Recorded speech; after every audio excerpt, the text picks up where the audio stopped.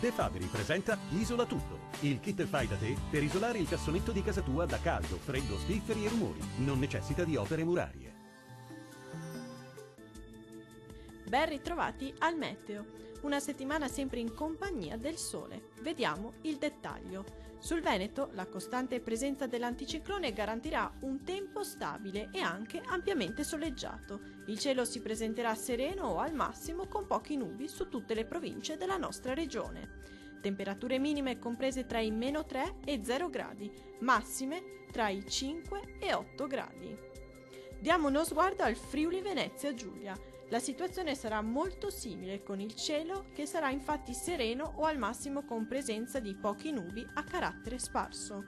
Non sono previste precipitazioni degne di nota. Temperature minime oscillanti tra i -3 e 0 gradi, massime comprese tra i 5 e 8 gradi.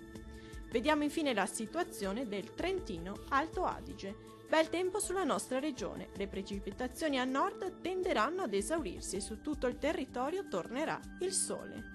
Temperature minime comprese tra i -3 e i -2 gradi, massime oscillanti tra i 7 e 8 gradi. Dal meteo di Antenna 3 è tutto, arrivederci!